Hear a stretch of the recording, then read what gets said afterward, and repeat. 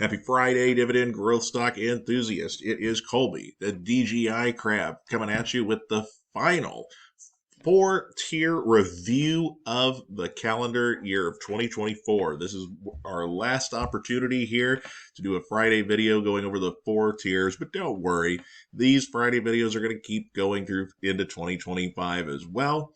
But this is an opportunity here, the last couple days to invest in 2024. If you've got any final goals that you are looking to hit, this would be the time to do it, everybody. You only got a couple of days left. So I'm not going to spend too much time here. Not a whole lot of changes to the four tiers, but I think it's worth going over anyway, just so we can see if anything has moved significantly. I will say I'm not a professional financial advisor. The content of this channel should be considered primarily for entertainment, and the opinions expressed regarding investments are my own. You should always perform your own due diligence prior to investing your hard-earned money.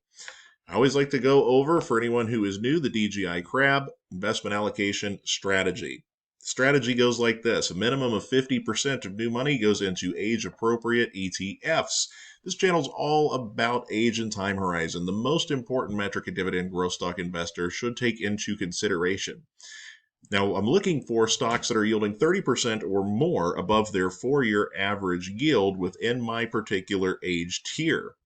Now, my top 10 favorite stocks, which are just my personal preference, those, if they are yielding 20% or more above their 4-year average yield, I will go ahead and buy them at that point, because I just think that it's a group of 10 stocks that doesn't go on sale that often. So I don't want to miss buying opportunities with those. I think that they are cornerstone positions that I'd like to have in my portfolio for the long term. Now, my goal is to remain within my tier unless there is a stock in a different tier yielding 50% or more above the 4-year average yield. At that point, it's just too big of a bargain to pass up, regardless of age or time horizon, because there should hopefully be not only a higher starting yield on that stock, of course, when you buy it, but also the potential for a lot of share price appreciation as well. Makes it a little bit less risky, in my opinion. And then finally, if there's not a viable stock within my tier, I would just add more money to ETFs for that particular week or that investment period. Not going to stop investing or try to time the market by piling up cash. I'm going to stay consistent with that. And if there's not a good single stock to buy, ETFs are a great way to go. So what are these four tiers, you might ask? Well, I'm glad that you did. Tier 1 through 4, broken down into age categories. This stock, or this channel, focuses just on 60 individual dividend growth stocks, and I've split them into 4 separate tiers based on the age of the investor. Now, this tier 1 is for the 18 to 30-year-old investors, where we're looking for usually starting yield in the 1% range. Not anything too exciting on the purchase point, but the dividend growth should be well above 10%, more like 12, 13% cumulatively year over year, to really create a long-term passive income dividend snowball for those younger folks that have a lot of time to let that aggressive dividend growth compound. And what I'm looking here and how I've sorted it is through the valuation tab here, where I'm looking for that 30% or higher above the starting average yield. Comparing here the 4-year average yield of the stock to the current day yield to get this metric. And in the tier 1 category, Nike and Nordson remain very good deals. The longer Nike remains down here in the 70s, the more I will continue to add to it. I think there is a lot of upside on Nike. We've all had to be patient this year if you've been adding to it along with me, hoping that it would rebound and get out of the 70s. It did for a little while back in, what was it, late October, early November. It looked like there was a bit of a rebound story there. It dipped back down again. I still think there is a lot of growth potential with Nike. I'm happy to pick up shares of Nike yielding above 2% when the 4-year average is still just 1.15%. It is gradually climbing. Every couple of weeks or so, it goes up another basis point, but current yield is still way off that 4-year average yield. And Nordson might even be as excited, if not more, by Nordson right now. This stock has gone down after just reporting, kind of disappointing earnings, and Man, this one is just a fantastic dividend king, almost 60 consecutive years of dividend growth. The 4-year average yield, not even a full 1%, and you can currently purchase it at 1.48% starting yield. And for a stock that typically does dividend increases in that 13 to 15% range annually, you're talking about a super compounder here that is a really nice buying opportunity. And United Health, I was really hoping United Health would dip down below $500 to make that an interesting buying opportunity as well, but it has held steady just a little bit above $500. So I'm just kind of waiting and seeing on that one if we can get it at a little bit better price than that. The tier 2 investors, the age 31 to 41-year-old investors, where the starting yield we're looking more in that 2%, 3% range, with a dividend increase expectation in the high single digits, like 8, 9%, somewhere in there.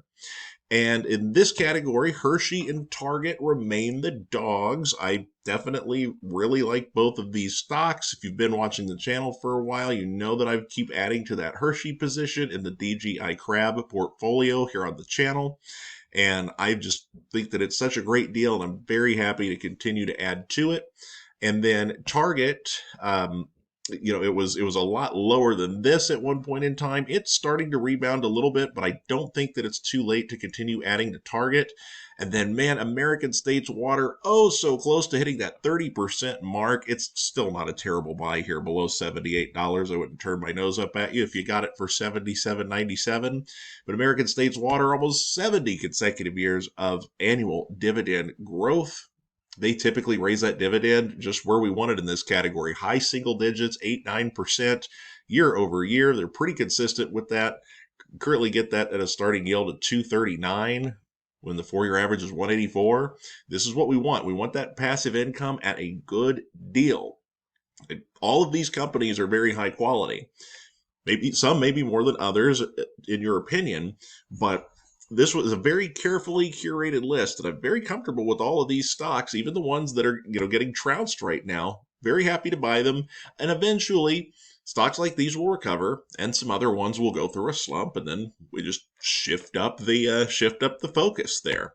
Tier 3 for the 42 to 53-year-old investors. All right, guys, there's some deals to be had in this category, man. This is the one where we're looking for 3 to 4% starting yield with maybe 5 to 7% good solid year-over-year dividend growth rate. The time horizon starting to get a little bit shorter now as you're getting up into your 40s, early 50s, adding a little bit higher starting yield, but still trying to get solid year-over-year dividend growth as well. Archer Daniels Midland. Can't believe that it's down here in the low 50s still. Definitely one I like to keep adding to at these particular prices. 4-year average yield of 243. You can get it at a 395. Current day starting yield. This is a great buy in any age tier, well above that 50% undervalued metric. Hormel, American Tower Corporation, and Genuine Parts Company, 3 quality companies that are all showing signs of undervaluation. REITs are surprisingly to me having a little bit of a hard time recovering. I would have thought with the Fed cutting interest rates that they would be recovering a bit more than they are, and maybe they're just lagging a bit. But I absolutely like these quite a bit. And then Pepsi and Johnson & Johnson, 2 of my top 10 favorite stocks, are actually in my buy zone still because I don't wait for them to hit the 30% mark. I'm good with these guys in that 20% or better mark right now. Pepsi and Johnson & Johnson, 2 blue chips if there ever were blue chips to be had. Great buys no matter the age right now. I think they are just fantastic deals. They're not going to stay down forever. Way too much history with these 2 dividend kings. Tier 4, the 54 and older investors, where we're not messing around here with starting yield. We want to get that at 5% or better. Still want to try to capture, 2 to 4% year-over-year dividend growth. So when you're not reinvesting the dividends anymore and you're living off of them, you can still expect at least a little bit of a pay increase that will keep up with inflation in most years. Realty income, I talked about this last week. If it gets to that 6% current yield, that's about right for me. I know it doesn't quite hit that 30% mark, but it's very close. And if you're very much of a mind at this point to add real estate to your portfolio, it's hard to beat realty income with how amazingly consistent they've been. Monthly payer, super popular. Everyone loves realty income, right? And then another REIT here in the second place category here, in REIT has kind of continued to slide with the other REITs as well. Realty income, American Tower.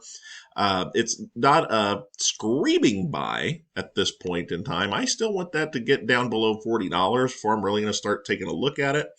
But definitely one to keep an eye on. These REITs are struggling.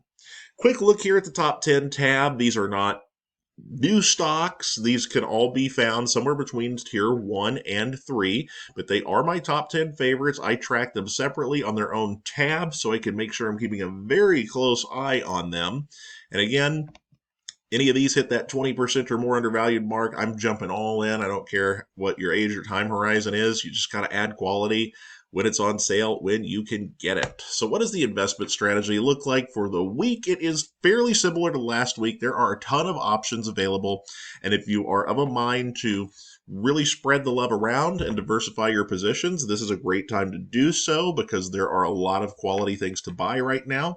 You can also zero in on just one or two of those positions if you are not wanting to have a portfolio with a lot of smaller positions. For me personally, I'm okay with having smaller positions in the portfolio because even if I have one very small position that maybe only yields like $1 or $2 a year, I bought something when it was cheap and then it didn't stay cheap very long and then didn't really have the opportunity to build up the position.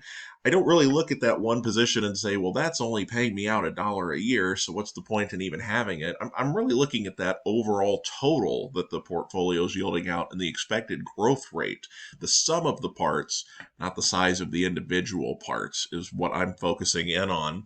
I do always mention I like 50% into ETFs. For the younger folks, 25% into the S&P 500. Let's not get too fancy. Let's build a solid table leg of that portfolio with the S&P 500. Hard to go wrong there. And get yourself some small cap exposure with something like VBR and a little bit of dividend growth in VIG. And you can swap out a different ETF if you have certain ones that you like better.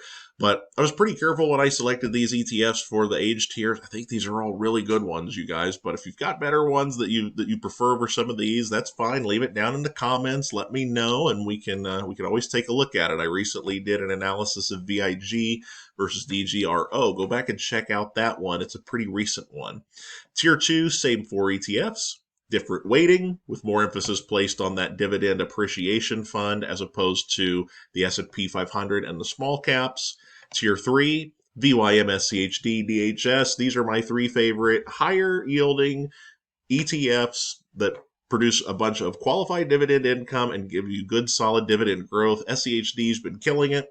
DHS pays out monthly, which is pretty fun. And VYM, very, very stable, steady, not quite as high yielding as SCHD, but the share price has actually done a lot better this year.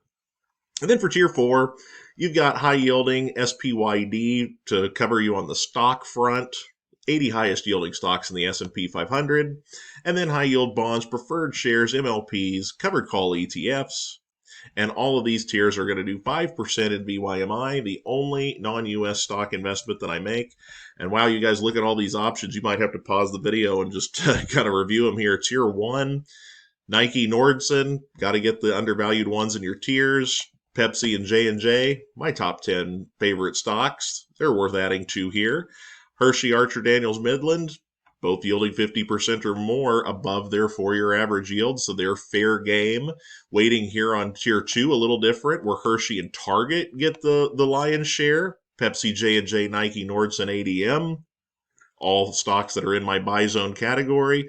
And man, tier 3, look at, if you really want to spread it around, you can do this again here by going 10 Pepsi and then 5 and all of these other ones here. You could just focus on stuff like Pepsi or J&J or ADM. That'd be fine too. But again, I kind of like to spread the love around a little bit. Feels a little bit safer, a little more diversified. And then for tier 4, you could go O, or you could go with one of the other very good deals in one of the other tiers with that extra 5% left over, because you're going to keep doing that ETF double down. So that's the video, you guys. I will see you next year for 2025.